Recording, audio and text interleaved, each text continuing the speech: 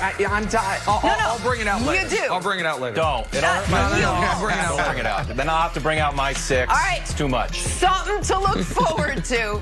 But who's bragging? We start with last night's big Game 7, Jazz Nuggets. What a crazy last 10 seconds as you're watching it unfold here. Utah with a chance to pull it out, coming up just short. So disappointing. You can see it on their faces after a brilliant series, a brilliant bubble performance out of Jamal Murray and out of that guy right there, Donovan Mitchell. In the end, though, Denver would prevail, 80-78. That's how close it was, your final. The Denver Nuggets now move on to face the Clippers tomorrow night.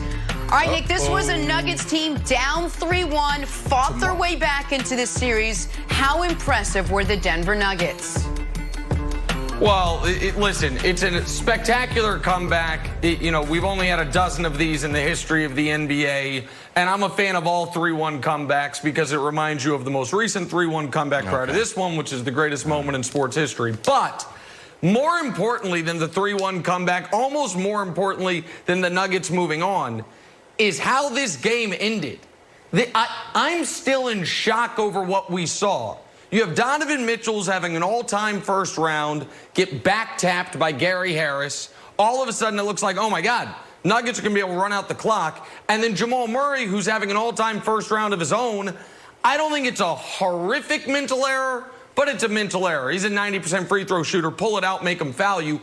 And then this play right here by Mike Conley, I don't know if folks understand what that almost was.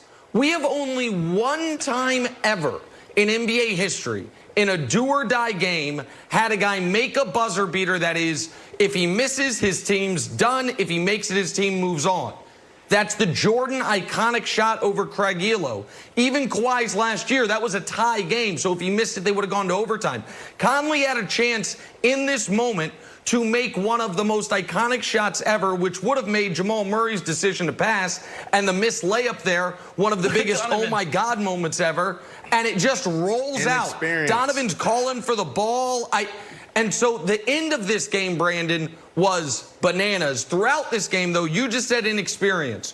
What you saw was a bubble, non-bubble, doesn't matter, man. Game 7's hit a little different. And guys were tight.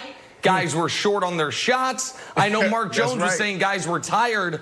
Brandon, I don't know if guys were tired. I think guys were anxious. Guys were turning down open looks and missing shots they otherwise would make because it was a Game 7. And the Nuggets, who I think were the better team anyway, they end up prevailing by the thinnest of margins. No, Nick, guys was definitely tired. But I thought this whole series was sensational for 2 reasons. One, you just don't see guys coming back from 3-1.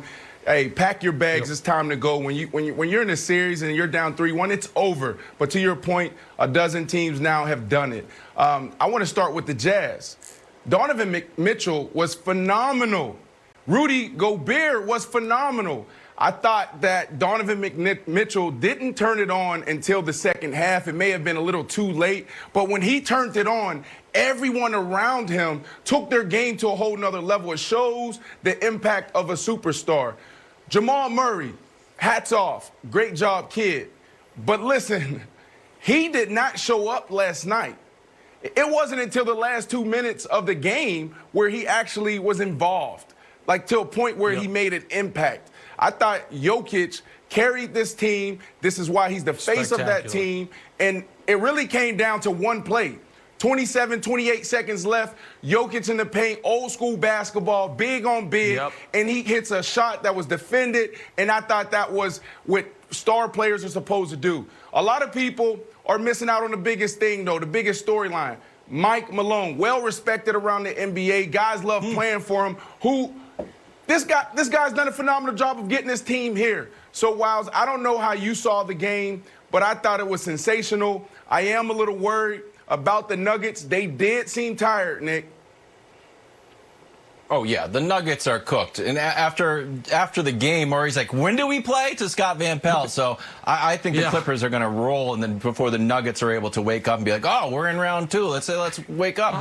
Nick, you know what I thought was weird about this series? They're just going to be shocked. You know what I thought was weird? Sometimes performances are so awesome, mistakes don't matter.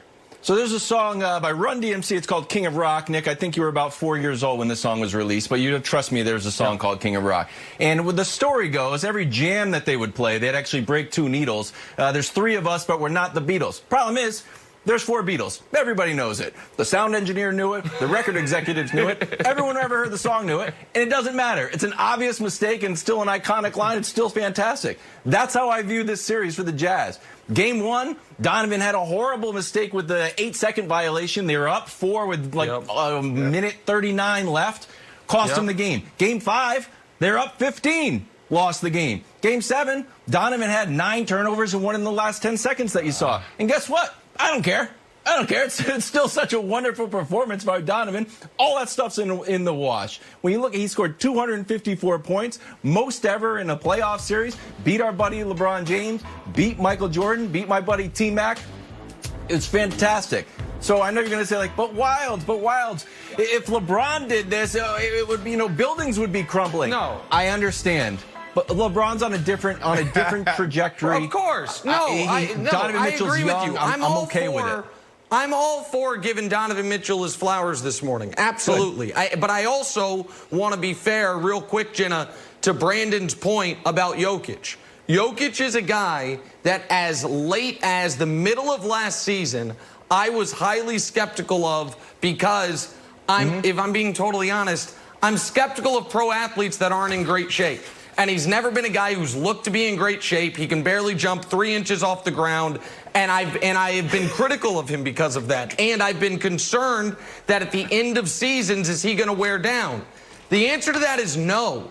They had 2 7-game series last year. He was excellent in both Game 7s. You mentioned Jamal. Jamal was really bad in their Game 7 loss to Portland last season. He said he wanted to make up for it. He wasn't very good yesterday. But in a game where his team scored 80 points, 30 in the second half, Jokic had 30 himself. So I disagree with you guys on this front, Brandon. I think while I do think the Clippers will have a significant edge in Game 1 because of the fatigue, the Clippers don't have an answer for Jokic. Ivica Zubac is not going. Rudy Gobert's Defensive Player of the Year, and he can't stop this old slow-mo basketball. So I do think that is a spot where the Nuggets, Brandon, have a sizable edge. They have a sizable edge, but it really comes down to Murray. Can Murray continue on the sensational run? I mean, this guy at the end, we seen it. We saw his reaction when he heard that he had to play on Thursday. This guy is tired. But I do believe Jokic can carry them. Jokic is the centerpiece to this next series. If Jokic can come in and defend the paint, and if he can get those buckets and just crush the boards, they really have a chance. But they need to find a cold tub. They need to find recovery boots. And they need to find their legs. Let me ask you this. You don't think, you played football, you know professional sports, you know how much weight momentum carries. You don't think momentum can trump fatigue when it's this big, the stage is this huge for these guys, coming off what they just did, going into that series with the Clippers? Jenna, it hits on both ends of the spectrum. You got to think about it. These guys, they're overperforming. Okay, they come into this series, they're down 3-1. So the mental strain to be able to tell yourself every single day, we're still in it, we're still in it. They talk themselves into this, and that's what champions do.